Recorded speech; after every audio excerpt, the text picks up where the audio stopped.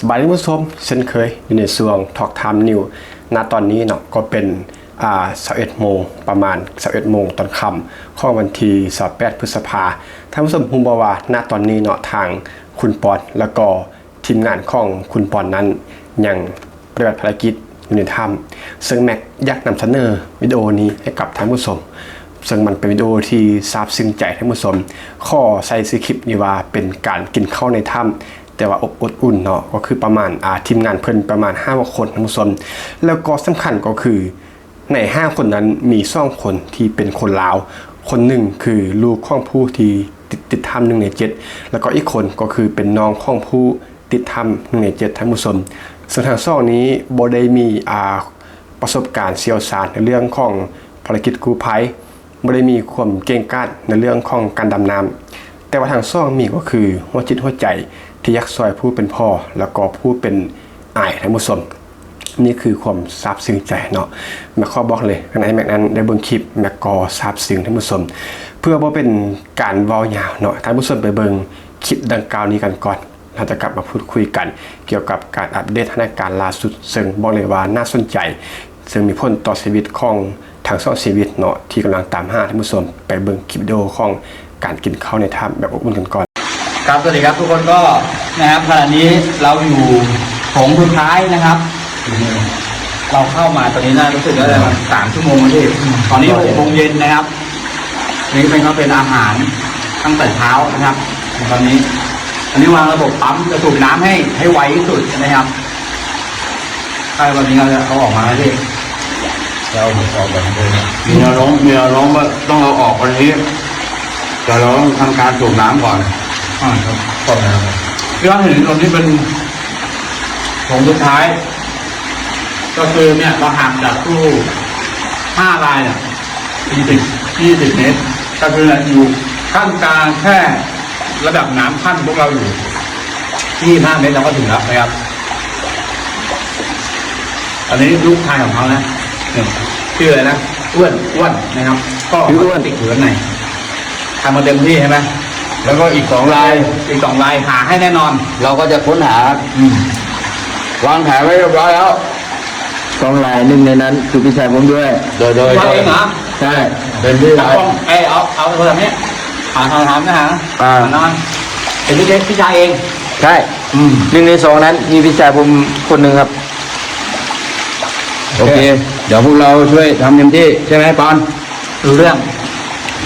โอเค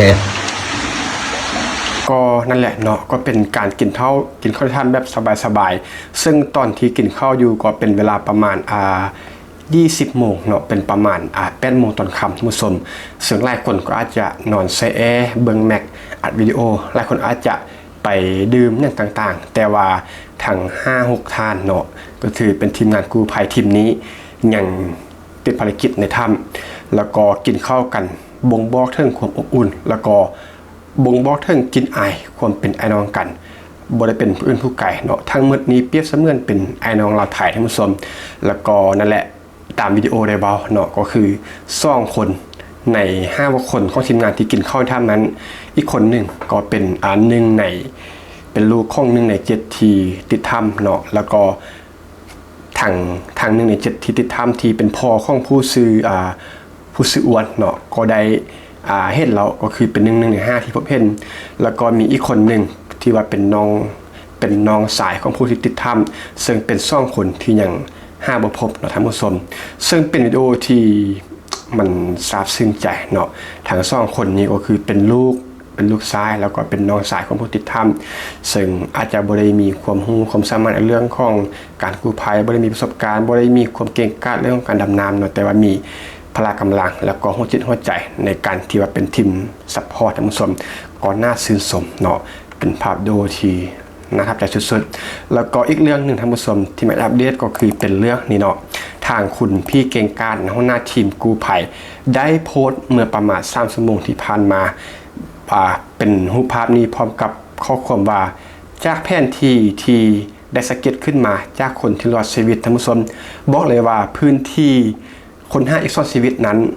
ที่ยังติดอยู่ในถ้ำเนาะก็คือ2 คนที่ยังบ่พบเป็นภารกิจสุดหินท่านผู้ชมก็เป็นข้อความที่อาจจะ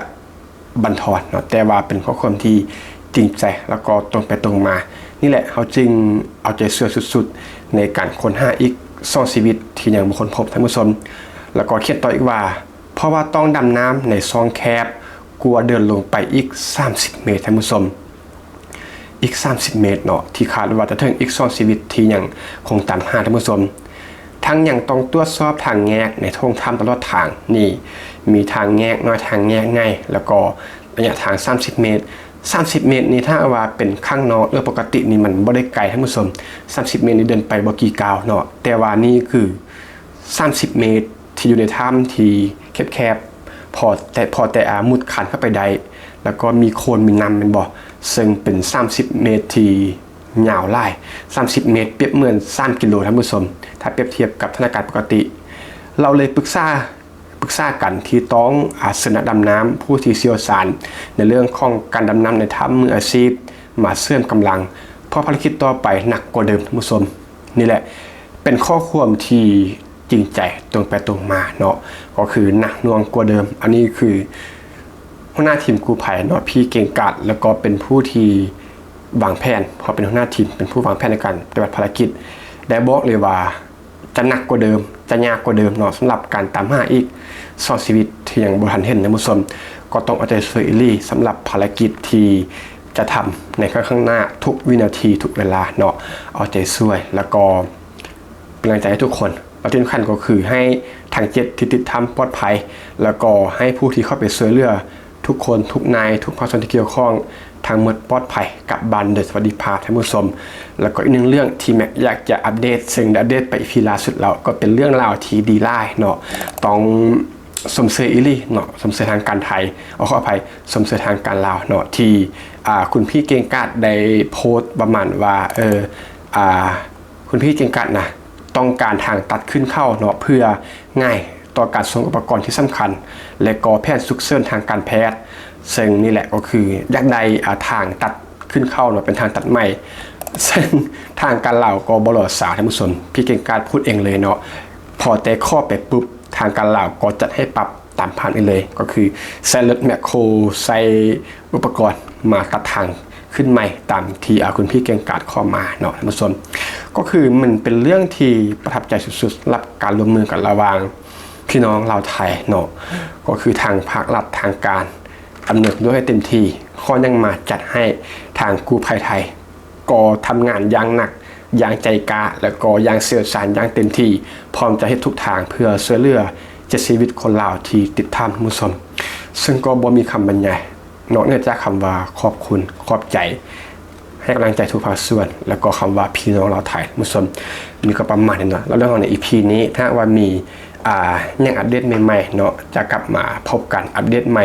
น่าจะเป็นพรุ่งนี้เนาะหรือว่ามื้ออื่นจะกลับมาอัปเดตกันมุสลิมสำหรับเรื่องของ EP นี้ก็ประมาณนี้ก็แล้วกันขอบใจ